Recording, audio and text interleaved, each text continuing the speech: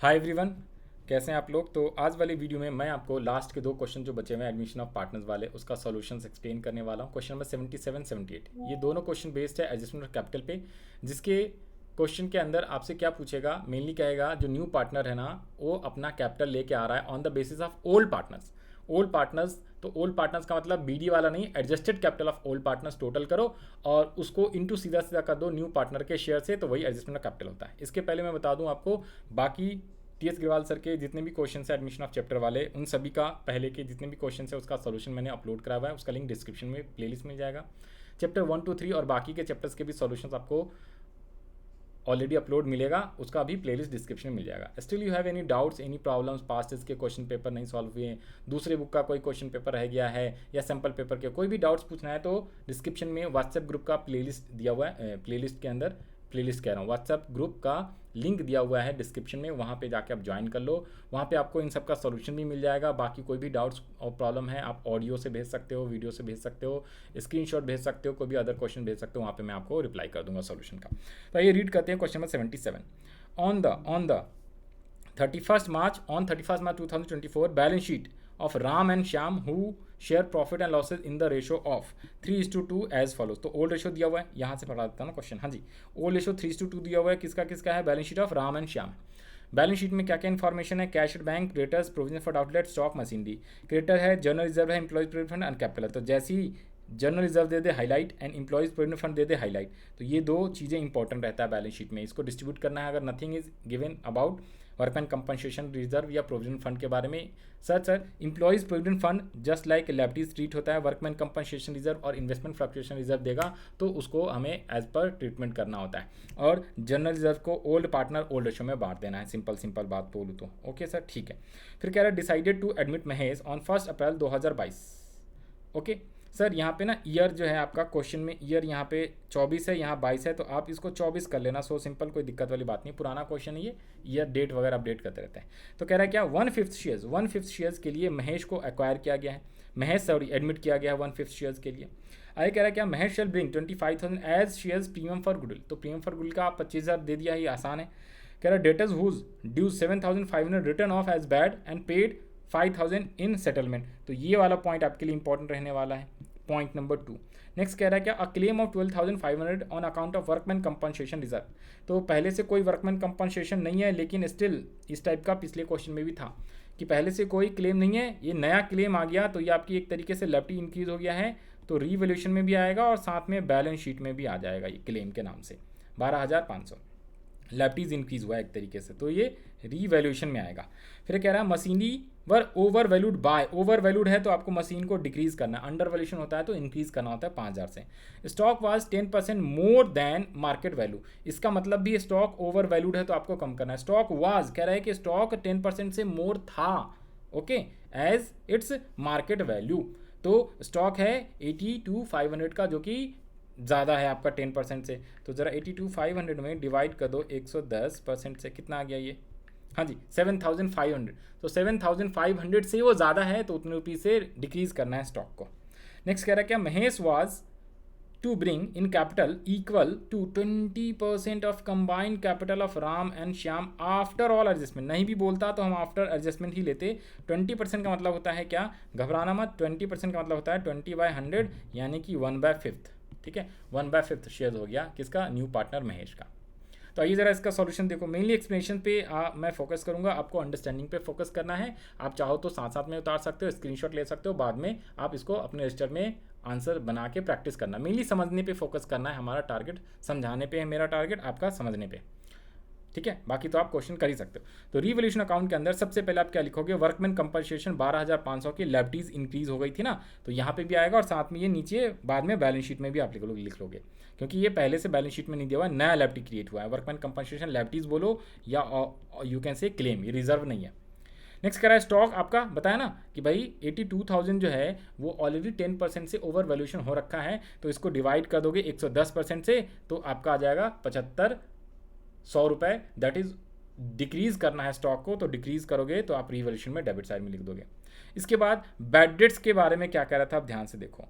Bad debts वाला कह रहा है डेटर हुज ड्यूज 7,500, जिसका डेटर 7,500 ड्यूज था वर रिटर्न ऑफ एज बैड, वो क्या हो गया, ऑलरेडी बैड हमने रिटर्न ऑफ कर दिया था। पेड 5000 इन सेटलमेंट, इसका मतलब है 7500 ना, 7500 बहुत पहले हमने उसको बैड मान चुके थे। वर का मतलब है मान चुके थे हम लोग, ऑलरेडी हमने बैड डेट्स कंसीडर कर लिया था। ओके, बट आज वो लोग ना मेरे को 5000 रुपये दे के जा रहे हैं, बैड डेट रिकवर्ड हो गया, कैश में आ गया। ओके, तो एसेट्स इंक्रीज हो गया, तो बैड डेट रिकवर्ड हो गया, तो इसलिए एसेट्स इंक्रीज, तो ये 5000 रुपये यहाँ पे आया। ये इंपॉर्टेंट रहेगा, ये वाले बच्चों को कई बार समझ नहीं आ रहा, मैं दोबारा से समझा दे रहा हूँ। देखो भाई देखो, पहले कोई 7500 का बैड डेट था जिसे हमने डेटर्स में ऑलरेडी बैड मान लिया था, तो ऑलरेडी हमने घटा दिया था बहुत पहले, वर लिखा हुआ है ना, वर, जो कि आज ये क्या हो रहा है, वो पे कर दे रहे हैं बैड डेट 5000 रुपये इन सेटलमेंट में, तो मेरे को 5000 रुपये उनसे मिल गए, that is called recovered, bad debt recovered आया। ओके, तो ये बैड डेट 5000 रिकवर्ड, तो हमारे पास कैश अकाउंट में आएगा, cash account debit to revolution account bad debt recovered के थ्रू, राइट। तो ये 5000 यहाँ पे आया। फिर इसके बाद है मशीनरी। अब यहाँ पे देखो जरा, जब आप कैश अकाउंट इसमें बनाएं क्या, हाँ जी, जब आप बैंक अकाउंट बनाओगे तो वो 5000 यहाँ पे भी आएगा, एसेट साइड में बैंक में प्लस करना होगा और कहीं नहीं जाएगा, ये ध्यान रख लेना, ये गलती कर दोगे, ये 5000 डिफरेंस आएगा इस क्वेश्चन में, कई बच्चों के आ रहे होंगे। तो ये आपका बैड डेट रिकवर्ड वाला पोर्शन है, इसकी जर्नल एंट्रीज होती है bank account debit to bad debt recovered account, क्योंकि 5000 हमें रिसीव्ड हुए हैं, रिकवर्ड हो गया, पहले ऑलरेडी बैड डेट किया हुआ था उसका, तो रीवैल्यूएशन में यहाँ पे और एसेट साइड में एक तरीके से बैंक में बढ़ गया, वो अलग से एसेट्स के अंदर लिखना मत। ओके, ऑलरेडी मिल चुका है कैश में। तो ये बहुत ही ज़्यादा इंपॉर्टेंट पॉइंट था। कौन सा पॉइंट नंबर आपका, ये डेटर्स वाला पहले ही बता दिया था मैंने, क्लेम वाला ऑलरेडी भी बता दिया, ये भी इंपॉर्टेंट था। फिर अंडर वैल्यूएशन ओवर वैल्यूएशन, तो मशीनरी को भी आपने क्या कर दिया, डिक्रीज, ये अंडर वैल्यूएशन है, अंडर वैल्यूएशन है तो इंक्रीज करोगे ना, सॉरी उल्टा करना होता है ना, ये एरो गलत लिख दिया था, हाँ जी। और स्टॉक ओवर वैल्यूएशन था तो इसको डिक्रीज़ किया और मशीनरी को इंक्रीज 5000 से, तो मशीन यहाँ पे 5000 से आ गया। अब ये बैलेंसिंग फिगर से करोगे तो लॉस आया, लॉस को ट्रांसफर कर दिया ओल्ड पार्टनर ओल्ड रेशो 3:2 में, तो 6000 4000 टोटल 10000 का लॉस आ गया। अब जैसे ये लॉस आएगा आप क्या कर दोगे, इसे फटाफट यहाँ पे ट्रांसफर कर दोगे 6000 और 4000 लॉस को अपोजिट साइड, ठीक है ना, यहाँ पे आ गया पार्टनर्स कैपिटल में। बैलेंस बीडी लिख देना है राम का और श्याम का 150 160। प्रीमियम फॉर गुड लेके आया 25000, तो आप किस में लिखोगे, हाँ जी सैक्रिफाइसिंग रेशो में, तो सैक्रिफाइसिंग रेशो निकालना पड़ेगा, वर्किंग नोट सैक्रिफाइसिंग रेशो। तो जब आप सैक्रिफाइसिंग रेशो निकालोगे तो सिर्फ और सिर्फ श्याम का सैक्रिफाइसिंग आया है, श्याम का 1, ठीक है जी 1/5। राम का क्या आ गया है, राम का 0/5। तो पूरा प्रीमियम फॉर गुड कौन लेके जाएगा, श्याम लेके जाएगा, सिंपल सी बात है। तो इसलिए कैपिटल अकाउंट में पूरा हमने श्याम में 25000 लिख लिया। जनरल रिजर्व को ओल्ड पार्टनर ओल्ड रेशो में, ठीक है जी, ओल्ड रेशो कितनी है 3:2, 3:2 ओल्ड रेशो है, तो ओल्ड रेशो में हमने इस किसको जनरल रिजर्व कितने हैं 25000, तो 15000 और 10000 ये हमने बांट दिया। ओके, 15000 10000। इसके बाद रिवैल्यूएशन बट गया। अब आप सीधा सीधा क्या कर दोगे, सीधा सीधा आप बैलेंस सीडी निकाल दो, ठीक है, also known as adjusted capital निकाल दो, तो 1,59,000 1,31,000 आ जाएगा। आप इस तरीके से नहीं करना चाहते तो ये BD/CD वाला नहीं भी करोगे तो भी आ जाएगा, डायरेक्टली 59 इसका अलग से एडजस्टमेंट करो, तो 159 131 इन दोनों का आप सम कर दो, इन दोनों के सम करके, और न्यू पार्टनर का रेशो कितना है, न्यू पार्टनर का जो भी शेयर रहेगा वो डिवाइड बाय उतना कर दोगे, तो ये 58,000 आ जाएगा। तो आज ये एडजस्टमेंट ऑफ कैपिटल आपको सिखा दें। तो सबसे पहले आप एडजस्टेड कैपिटल निकालोगे किसका, राम और शोन का, जो क्या है 159 131,000, दैट इज बेसिकली क्रेडिट वाला सारे प्लस और डेबिट वाला सारे माइनस कर दोगे बैलेंस BD में, तो ये एडजस्टेड कैपिटल आ जाता है। तो ये 290,000 आया सिर्फ ओल्ड पार्टनर का एडजस्टेड कैपिटल। अब उसमें सीधा सीधा आप क्या कर दोगे, 20% का मतलब 20/100 यानी 1/5, तो 50,000 ये किसका आ गया, महेश का कैपिटल। तो उतना महेश कैश में लेके आएगा, उतना महेश क्या करेगा, पैसे कैश में लेके आएगा बाय बैंक अकाउंट, ये महेश कैपिटल का पैसा लेके आया है 58,000। तो यही इन तीनों का CD हो जाएगा, सिंपल सी। तो CD आ गया this creditors 70,000, employees provident fund 5,500, workman compensation 12,500। Sir इसमें जो एम्प्लॉयज़ प्रोविडेंट फंड था मैंने पहले बताया था ये जस्ट लाइक लेफ्टी होता है, कुछ नहीं बोला, तो ये 5,500 कहाँ 55,000 होना चाहिए ना। यहाँ पे एक बार देख लेना भाई, एम्प्लॉयज़ प्रोविडेंट फंड 55,000 है या 500 है, 10 कम है, या एक बार आप मैच करा लेना, रुक जाओ, कितने 55,000 है, तो एम्प्लॉयज़ प्रोविडेंट फंड 55,000 है, तो यहाँ पे भी ये 55,000 होगा, ठीक है, 10 यहाँ पे दिक्कत आ रही है तो 55,000 लिख लेना, कोई दिक्कत वाली बात नहीं। ओके, बाकी यहाँ पे स्टॉक आ गया, मशीनरी आ गया, डेटर्स आ गया, डेटर्स के अंदर ड्यूज़ आ गया 12,500। तो ऊपर में देखो ये 12,500 था, इसमें कोई चेंजेस नहीं आना है, अभी भी वो 12,500 ही रहेगा। वो जो आपका ये 7,500 है और ये 5,000 है, ये अलग आया, ये इसका कुछ नहीं करना। 5,000 हमारा रीवैल्यूएशन में आ गया और बैंक अकाउंट बैलेंस शीट में बैंक अकाउंट में प्लस हो गया 5,000, दैट्स इट। यहाँ पे ये कैपिटल का पैसा है और ये प्रीमियम फॉर गुडविल का पैसा ऐड होके ये बैंक का बैलेंस, मशीनरी स्टॉक जो आपका रिवॉल्यूशन का था उसके अकॉर्डिंगली आप प्लस माइनस करके यहाँ पे लिख लोगे, तो ये आपका 4,85,500 आ गया। This is the solutions. I hope आपको समझ में आया होगा। Still you have any doubts, any queries, तो आप मेरे से पूछ सकते हो। कैसे, चलो ये भी मैच करा देता हूँ। सर ये लो, सर पहले ये आपका कैश था, कैश का बैलेंस बता दिया। प्रोविजन फॉर डाउटफुल डेट्स, तो ये सेम आ गया यहाँ पे, राइट, ये 150। स्टॉक एंड मशीनरी, तो सर यहाँ पे स्टॉक मशीनरी इंक्रीज़ हुआ है, स्टॉक आपका डिक्रीज़ हुआ है। तो स्टॉक है 82,500 का, स्टॉक 82,500 का था, तो अब ये डिक्रीज़ होकर 75,000 हो गया। मशीनरी इंक्रीज़ हुआ था 147,000, तो ये रहा 142 पहले है, यहाँ 5,000 से इंक्रीज़ हुआ तो 147,500, तो ये दोनों हमने लिख लिया। टोटल किया तो टैली हो गया, इधर का आपको ऑलरेडी बता दिया मैंने। अब हम लोग आते हैं कि क्वेश्चन नंबर लास्ट इस चैप्टर का, दैट इज 78 नंबर क्वेश्चन। ये भी सेम टाइप का क्वेश्चन बेस्ड है, राइट। तो इन दोनों का अच्छे से प्रैक्टिस करके जाना, बहुत क्वेश्चंस आर वेरी इंपॉर्टेंट। इसमें भी ओल्ड पार्टनर्स के एडजस्टेड कैपिटल के बेसिस पे न्यू पार्टनर का कैपिटल निकालना है, that's called adjustment of capital. Question read करते हैं, क्या कह रहा है क्वेश्चन 78। आन शान वर पार्टनर्स इन अ फॉर्म 3:2 के लिए। ओके, आप यहाँ से भी दिखा देता हूँ बुक से, रुको। हाँ जी, आन एंड शान वर पार्टनर्स 3:2, क्रेडिटर्स दिया हुआ है, तो एम्प्लॉयज़ प्रोविडेंट फंड है, employees provident fund just like liability की तरह ट्रीट करते हैं। उसके बाद क्या क्वेश्चन दिया हुआ है, बैंक ओवरड्राफ्ट। सर इस बार बैंक ओवरड्राफ्ट दिया हुआ है स्टार, और रिजर्व्स दिया हुआ है, ठीक है, रिजर्व्स दिया हुआ है। बैंक ओवरड्राफ्ट क्या होगा, बैंक ओवरड्राफ्ट जब देता है, अगर इधर पे बैंक रहता है तो दोनों को एडजस्ट करके लिख लेना था बैलेंस। यहाँ पे कैश है, यहाँ बैंक ओवरड्राफ्ट है। अब चेक करते हैं आगे नेक्स्ट। डेटर्स दिया हुआ है, provision for stock plant building, यहाँ पे कैपिटल दिया हुआ है। नीचे कह रहा है they agreed to admit Mohan 1/4 shares के लिए, ओल्ड रेशो 3:2 दिया हुआ है। On the above date Mohan will bring capital equal to 1/4 of the total capital of Aan and Shaan, मतलब कि ओल्ड पार्टनर्स का एडजस्टेड कैपिटल टोटल निकालेंगे। आफ्टर ऑल एडजस्टमेंट भी बोल दिया, नहीं भी बोलता है तो भी हमें एडजस्ट कैपिटल करके निकालना है।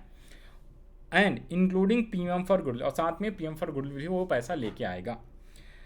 Building to be appreciated by 20%, stock to be depreciated to 70%। तो स्टॉक का कैसे है, 2 लाख है, इसका 70% कर दोगे तो 1,40,000, और फिर इन दोनों का डिफरेंस निकालो तो 60,000 से डिक्रीज़ हो गया, 60,000 से स्टॉक डिक्रीज़ होएगा, क्योंकि ये डिप्रिशिएट बोल रहा है। 270% का मतलब बाय 70% मत कर देना, पहले 70% निकालो, फिर दोनों को कंपेयर करो, तो 60,000 से आप क्या करोगे, स्टॉक को डिप्रिशिएट। और यहाँ पे बाय 20% बोला हुआ है, तो बिल्डिंग कितने का है, 7 लाख, तो 1,40,000 से इंक्रीज़ हो जाएगा 1,40,000, 7 लाख का 20% 1,40,000 होता है। Provision for doubtful debts on debtors to be raised to 10,000, पहले है 3, अब ये 10,000 हो जाएगा, तो इंक्रीज़ करना है 7,000 से, इसमें इंक्रीज़ करना है प्रोविजन फॉर डाउटफुल डेट 7,000 से रिवैल्यूएशन अकाउंट में डेबिट साइड में। फिर इसके बाद provision to be made for 18,000 for outstanding legal charges, तो ये न्यू लायबिलिटी इंक्रीज हुआ है रिवैल्यूएशन में डेबिट साइड में, न्यू लायबिलिटी, ये नया पॉइंट दे दिया ना एक। हाँ जी, Mohan shares of goodwill premium was calculated as, Mohan का शेयर 1 लाख ऑलरेडी गिवन है, ये ऑलरेडी आया हुआ है, इसको सैक्रिफाइसिंग रेशियो में बांट देना है। Prepare revaluation account capital and balance sheet. तो आइए इसका सॉल्यूशन देख लेते हैं। तो सबसे पहले आप रिवैल्यूएशन अकाउंट बनाओगे, तो रिवैल्यूएशन अकाउंट थोड़ा सा इसमें भाई इधर उधर हो गया है, आप लोग थोड़ा सा सही से कर लेना, लाइनें इधर उधर हो गई, बट कोई बात नहीं। हाँ जी, तो यहाँ पे आसान है, ये आपका क्या दिया हुआ है, इस तरीके से दिया हुआ है ना। तो ये आपका सिंपल है, क्या है, बिल्डिंग तो आपका 1,40,000 से अप्रिशिएट हुआ है, तो बाय साइड में सिर्फ बिल्डिंग आया। स्टॉक डिक्रीज़ हुआ है, तो स्टॉक डिक्रीज़ आ जाएगा यहाँ पे। प्रोविजन फॉर डाउटफुल डेट्स आ जाएगा आपका, इंक्रीज़ हुआ है तो 7,000 से। आउटस्टैंडिंग ये नया आया है ना, तो मैंने कहा डेबिट साइड में 18,000, बाकी प्रॉफिट आ जाएगा आपका 33 या 22,000, जो कि हमने 3:2 में डिस्ट्रीब्यूट कर देना है। टोटल 55,000 आया आपका प्रॉफिट, इन दोनों को आप ऐड कर लोगे तो। ओके, स्टॉक आपका आ गया है 1,40,000 से। स्टॉक क्यों आया भाई, स्टॉक आपका कह रहा था 2 लाख का है, और ये 1,40 हो गया है, 2 डेप्रिशिएट 2 एक, तो 60,000 से ही आएगा ना। स्टॉक 1,40 से क्यों आया, ये कुछ थोड़ा सा गलत दिया हुआ है। ये आपका स्टॉक जो है ना, ये 60,000 आएगा। ओके, अब आप कर लो ना, 60 + 7 + 8, 60,000 प्लस 7,000 प्लस 18,000 अब माइनस कर लेंगे किसमें, 1,40,000। तो ये डिफरेंस 55,000 आना चाहिए। ये लो आ गया ना। तो ये 60,000 है स्टॉक भाई। ओके 60,000 स्टॉक है। सर ये कन्फ्यूज़न हो रहा है, आप बना ही दो ना। ये लो भाई, ये लो आप 2 मिनट में। ये लो भाई, ये दो रिवॉल्यूशन अकाउंट बना देते हैं 2 मिनट में। तो आप क्या करोगे, 1,40,000 तो यहाँ पे आ जाएगा, किसका, बिल्डिंग का। फिर इसके बाद यहाँ पे टू साइड में क्या आएगा, एक तो स्टॉक आएगा 60,000 का, दूसरा आ जाएगा कौन सा, provision for doubtful dates PDD, कितने रुपीज़, 7,000। और 18,000 किसका आ गया, PDD के बाद आउटस्टैंडिंग लीगल चार्जेस। ठीक है सर। और टू प्रॉफिट्स कितना आ जाएगा, 55,000, टोटल 140 के। तो ये आपका बढ़ गया किस में, ए और एच में 33,000, 22,000। तो this is a revolution account. ये लो मैंने बना भी दिया यहाँ पे। तो आप इस तरीके से कन्फ्यूजन तो लिख सकते हो। अब जैसे ये रिवॉल्यूशन का क्या हो गया, प्रॉफिट हुआ है तो वो कैपिटल में क्रेडिट साइड में आ जाएगा। तो यहाँ पे आपका कैपिटल अकाउंट नहीं बनाया हुआ, अच्छा चलो साथ साथ में बना देते हैं भाई। ये लो capital account, partners capital account. 1 minute दो, फॉर्मेट अभी बनाया, अभी हाथ के हाथ बना दे भाई, आपको कोई भी कन्फ्यूज़न ना हो।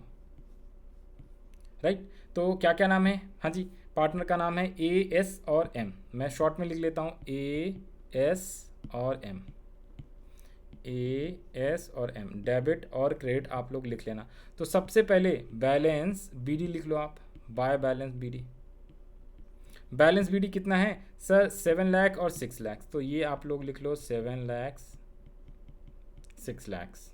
Bye premium for goodwill, sir premium for goodwill आ जाएगा बाय, रिजर्व दिया हुआ है 150, तो इसे ओल्ड रेशो में बांट देंगे 3:2 में। ठीक है जी। प्रीमियम फॉर गुडविल कितना लेके आया है सर, 1 लाख को 3:2 में, तो 60/40। ओके एंड ये प्रीमियम फॉर गुडविल है, ये आपका प्रीमियम फॉर गुडविल है यहाँ पे 60,040। इसके बाद क्या है, रिजर्व्स, जनरल रिजर्व्स जो है ना, 1,50,000 डिवाइडेड बाय 5, तो 30 से 60,000 एंड 90,000। ओके। इसके बाद और भी कुछ है क्या, हाँ जी, रिवॉल्यूशन का लिख लिया क्या सर, यहाँ पे रिवॉल्यूशन अकाउंट। रिवॉल्यूशन का प्रॉफिट कितना हुआ था सर, ऊपर में हुआ था ना रिवॉल्यूशन 3322, तो 33,000 22,000। ओके। और क्या लिखा हुआ है, और भी कुछ है क्या, हाँ जी और भी चेक कर लेते हैं। हाँ जी, BD/CD, रिवॉल्यूशन, गुडविल, प्रीमियम और कैपिटल, बस ख़त्म। तो अब अपने को कैपिटल अकाउंट बनाना है, तो ये लो, सॉरी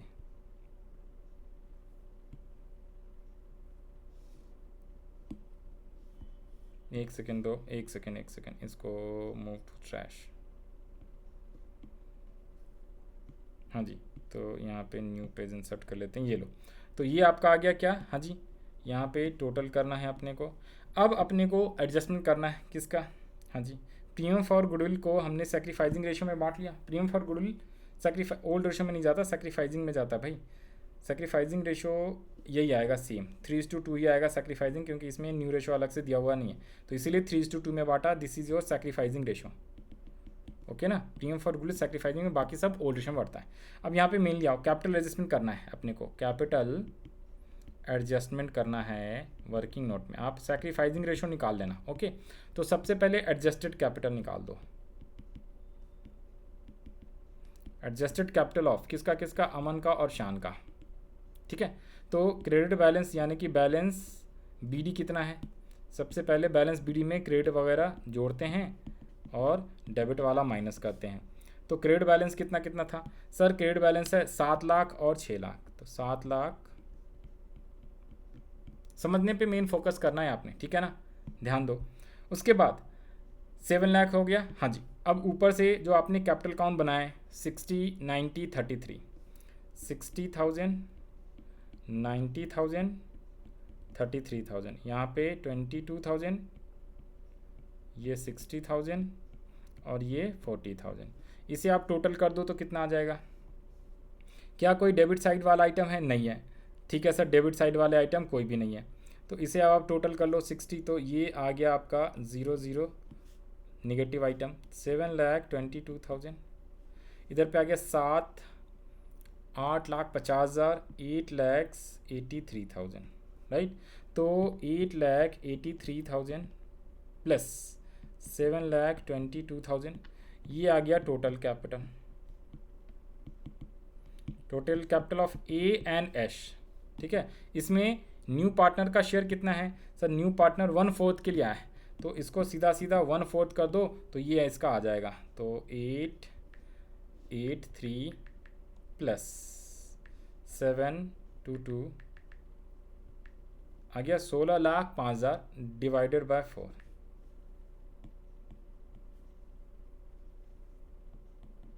क्या यही है एडजस्टेड कैपिटल? हाँ जी। तो नहीं, ये तो कुछ और, ये 7 स्थान का, हाँ यही तो है 4,01,250। तो दिस इज किसका शेयर? ये total capital of A B था और इनटू कर दिया एक तरीके से, सीधा सीधा हमने इसका निकाल लिया किसका? न्यू पार्टनर कौन सा है? सर न्यू पार्टनर का नाम है मोहन, तो मोहन का share, Mohan's share of capital 4,01,250। इस टाइप से आपको निकालनी है कैपिटल एडजस्टमेंट। अब जैसे ये कैपिटल एडजस्टमेंट आ गया तो हम क्या करेंगे, यहाँ पे सी डी आओ, पार्टनर्स कैपिटल में यहाँ तो आ जाएगा टू बैलेंस सी डी, और कुछ है नहीं। यहाँ पे आ जाएगा बाय बैंक अकाउंट 4,01,250, और जब आप सी डी निकालोगे 4,01,250 7,22 8,83,000, यही इसका टोटल आ जाएगा। ठीक है, यही इसका टोटल आ जाएगा। ये बैंक अकाउंट के थ्रू बैलेंसिंग फिगर से आया। और जब आप बैलेंस शीट बनाओगे, बैलेंस शीट यहाँ पे बना दो। बैलेंस शीट ये लो, यहाँ पे इसको नीचे करके और बैलेंस शीट भी बना देते हैं। हाँ जी, तो जब आप बैलेंस शीट बनाओगे ना, बैलेंस शीट, मैं सिर्फ बैलेंस शीट लिख ले रहा हूँ, आप लोग as at for the year ended, asset side, liability side, ये सारे आप लोग लिख लोगे।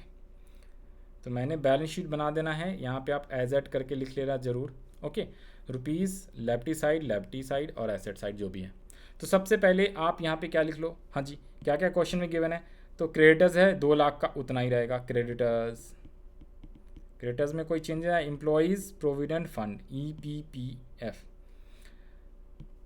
2,30,000। जनरल रिजर्व खत्म हो गया। बैंक ओवरड्राफ्ट अभी बताते हैं बैंक ओवरड्राफ्ट का।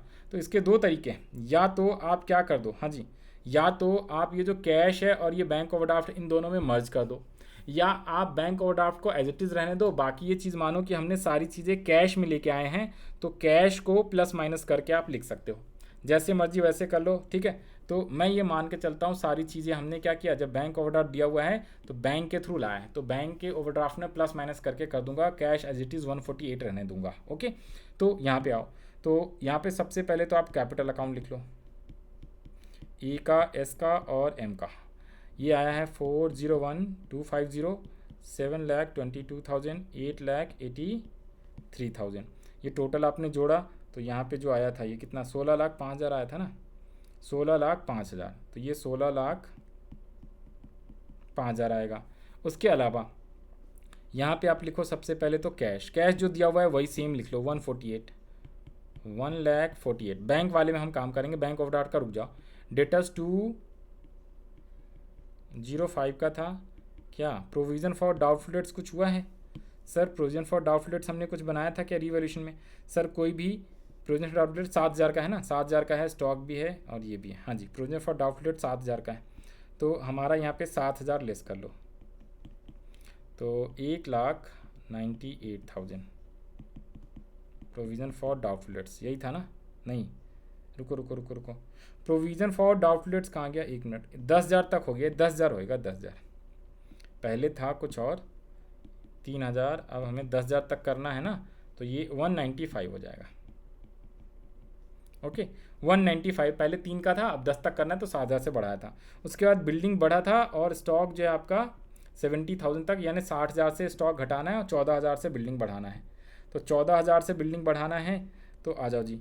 डेटर्स हो गया stock plant and machinery, stock plant and machinery और बिल्डिंग। बिल्डिंग 14,000 से बढ़ाना है, स्टॉक को घटाना है 70%, तो ये तो सीधा सीधा 1,40,000 लिख दो। प्लांट एंड मशीनरी में कोई चेंजेस नहीं है, प्लांट एंड मशीनरी में कोई चेंजेस नहीं है, तो 6 लैक्स का ये हो गया 6 लैक्स का, और 7,14,000 इसको बढ़ाना था बस। अब यहाँ पे बैंक ओवरड्राफ्ट की बात कर लें। अगर मैं यहाँ पे लिखूँ बैंक ओडी तो उसका मतलब होता है निगेटिव आइटम, ठीक है ना। लेकिन यहाँ पे अब मैं बैंक अकाउंट लिख दूंगा। क्यों सर, क्यों? सुनो, बैंक में एक तो पैसा हम लेके आ रहे हैं किसका, एक तो गुडविल का लेके आ रहा है 1,00,000 रुपये, और 4,125,000 हम लेके आ रहे हैं कैश में, तो दोनों प्लस करो तो 1,00,000, तो ये 4,125,000 और माइनस जो इसका ओवरड्राफ्ट का बैलेंस है 170, आप इस तरीके से लिख सकते हो। तो ये कितना आ जाएगा, 5,01,000, 5,01,250 माइनस 1,70,000, तो 33,125। अब इन सबको ऐड कर दो, प्लस 1,48,000 प्लस 195 प्लस 14,000 है ये, 140 740 प्लस, बस ख़त्म। 14,14,000 हैं, और कुछ रह गया क्या? 7 3 10, 3,03,000। रुको 1 सेकेंड, कैलकुलेटर से कर देते हैं ना टोटल। हाँ जी, 1,48,000 plus 1,95,000 plus 1,40,000 plus 6 lakhs plus 7,14,000 plus 33,125,000। ये आ गया आपका 21,28,250। 21,28,250। एक बार आप यहाँ से टैली करा सकते हो, 24,24,250। 1 सेकेंड, 2,30,000 प्लस 16,05। 1 मिनट दो, कहाँ पे दिक्कत आ गई है? वेट। रिवैल्यूएशन चेक करो एक बार। सर रिवैल्यूएशन कहाँ गया? हाँ, तो स्टॉक हमने लिख लिया सर, पीडीडी लिख लिया, आउटस्टैंडिंग 18,000 ये नहीं लिखा, एक तो 18,000 यहाँ पे और लिखो। आउटस्टैंडिंग लीगल चार्जेस 18,000, थोड़ा जल्दबाजी करने के चक्कर में ना ऐसे हो जाता है। 18,000, 185, 1853, टोटल है कितना? 1853, 24,240। अब दोबारा से एक बार मिला देते हैं, रुको। अच्छा, वो इसलिए आ रहा होगा ना, बिकॉज हमने क्या किया है, ओवरड्राफ्ट को एज अ कैश बैंक करके मान लिया है। तो आप इस तरीके से मानना, देखो आपको दिखा देता हूँ, रुक जाओ 1 मिनट में।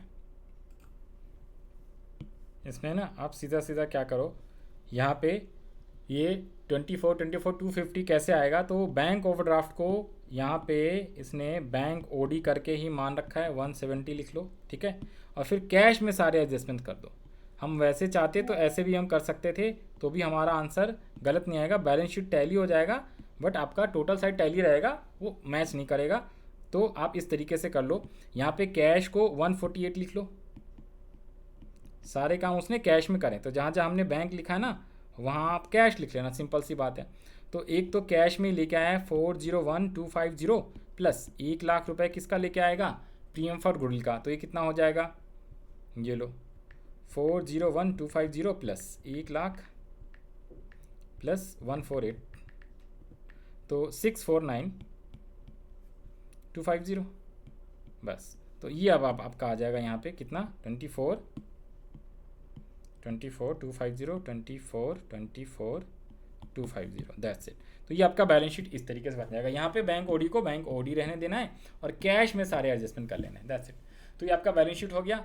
पार्टनर्स कैपिटल अकाउंट ऊपर मैंने बना दिया, और ये साथ में आपका रिवैल्यूएशन था। तो मेनली ये आपका एक्सप्लेनेशन था। तो ये क्वेश्चन भी बहुत ही ज़्यादा इंपॉर्टेंट था। आई होप आपको समझ में आया होगा। जहाँ नहीं आया होगा आप डिस्क्रिप्शन में पूछ लो मेरे से, या फिर आप व्हाट्सएप ग्रुप में भी पूछ सकते हो। मेनली एक्सप्लेनेशन पे फोकस करना है, आपको अंडरस्टैंडिंग पे फोकस करना है। मेरा काम है एक्सप्लेनेशन करना, बाकी आंसर आपको यूट्यूब, गूगल, कई जगह, सब जगह पे मिल जाएगा। मेनली आपको उस पर फोकस करना है कि आपको समझ में आया कि नहीं आया। बाकी के क्वेश्चंस के लिए हम लोग नेक्स्ट वीडियो में मिलेंगे। इवन ये लास्ट क्वेश्चन था, तो नेक्स्ट चैप्टर वाले क्वेश्चंस का भी आपको सॉल्यूशंस प्लेलिस्ट में मिल जाएगा, या डिस्क्रिप्शन में आपको उसका लिंक मिल जाएगा, वहाँ से आप देख सकते हो।